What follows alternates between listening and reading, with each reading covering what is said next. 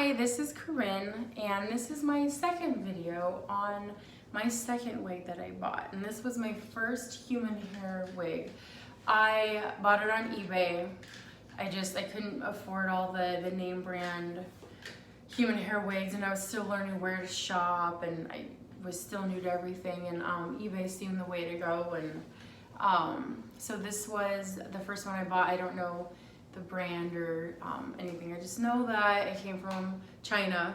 And this wig was initially a very, it said a golden blonde, but I think it was a lot lighter than that. It was closer to the platinum color, in my opinion anyways, looking back. I never took any pictures. I didn't want to take pictures of any wigs yet because I still wasn't even used to the whole process.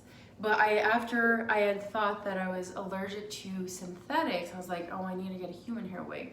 So as I waited for this one to get delivered, you know, I was still wearing the synthetic one, and it was still itchy because I just wasn't used to it, and it was shifting everywhere because I didn't have it glued down properly.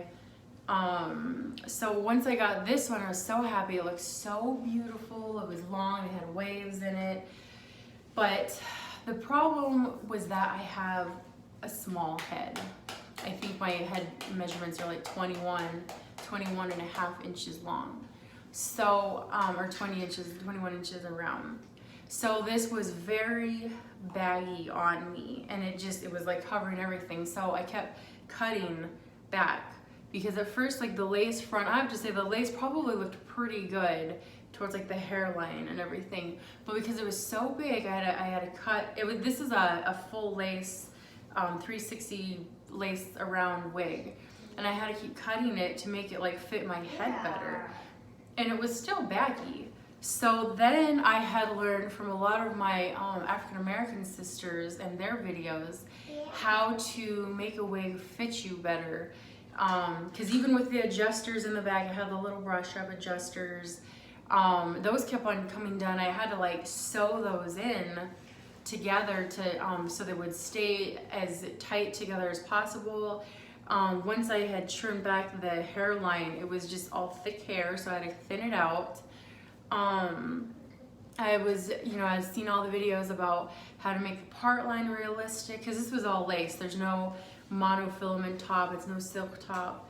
So I didn't think the scalp looked realistic, so I kept messing with it.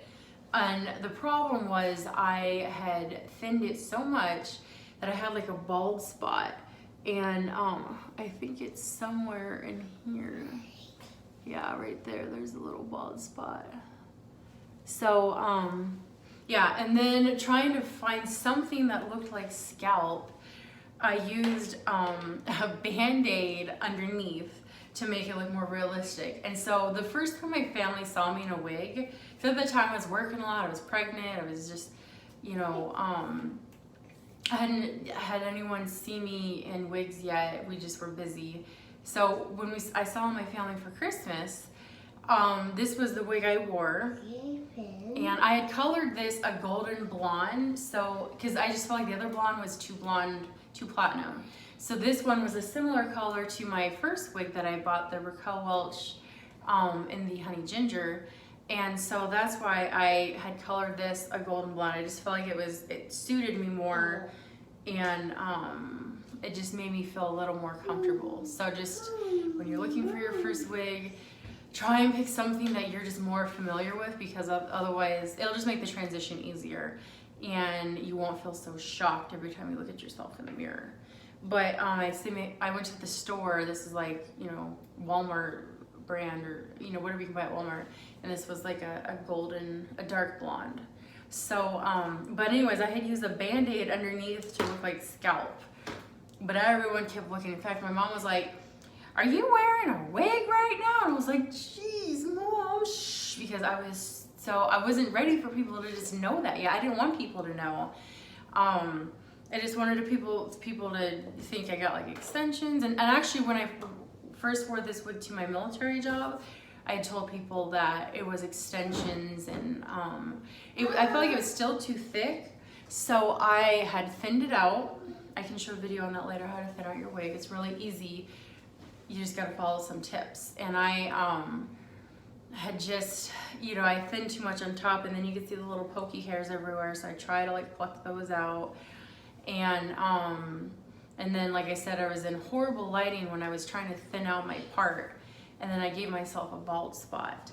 So also with this wig, I had, to make it fit my head better, I had strapped on a band. I had bought like stretchy, you know, band material, and I bought like thread and wig needles, little needles. They're like bent. I don't have them on me right now, but to help you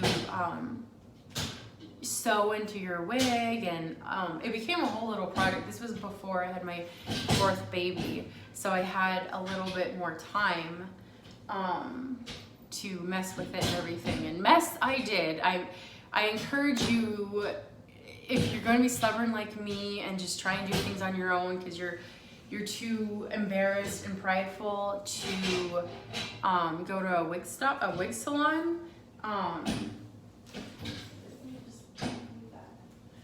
then just buy cheap wigs at first. So when you mess with them and you're trying to figure out what you're doing, it's not the end of the world if you destroy it. You know, with like darker haired ones, people bleach the knots and they do all sorts of things. There's tons of videos out there to see how to do that kind of stuff.